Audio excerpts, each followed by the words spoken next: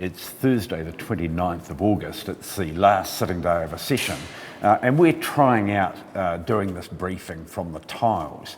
This is an area where you often see media interviewing politicians. Behind me on one side we've got the Grand Hall, we've got the stairs which come down from the opposition leaders' floor there, and MPs generally come past here on the way to the Parliament at 2 o'clock. Journalists sort of know it as a catch and release process where they catch the politicians coming through and then release them to go on to sit in the House. Today we're going to start off with a business statement from Chris Hipkins about what's happening in a fortnight when the Parliament comes back again.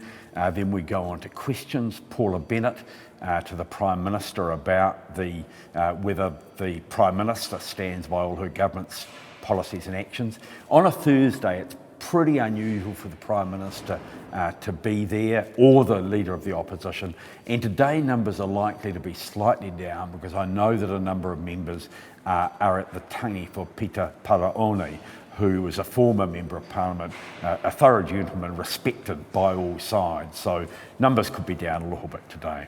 Question number 2, Paul Goldsmith to the Minister of Finance about the quality of Treasury advice. Greg O'Connor to the Minister of Finance about fiscal management. Michael Woodhouse to the Minister of Health about targets. Louise Upson to the Minister of Social Development about sanctions.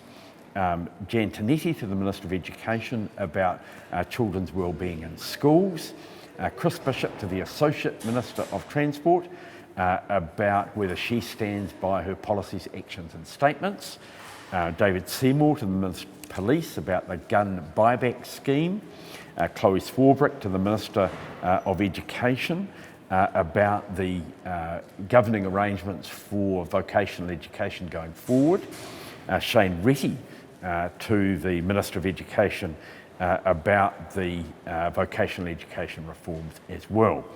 Maureen Pugh has a question to the Minister of the Environment about the West Power application to dam a West Coast river, and Liz Craig has a question to the Minister of Health about cancer control and care and the changes that have been made in that area.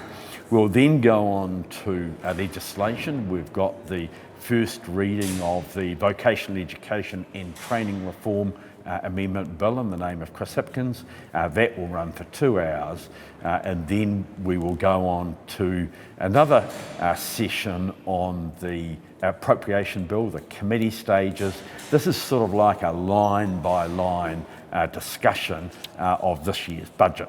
And that'll take us through till 6 o'clock. The House will adjourn and we'll be back here at 2 o'clock on Tuesday the 10th of September.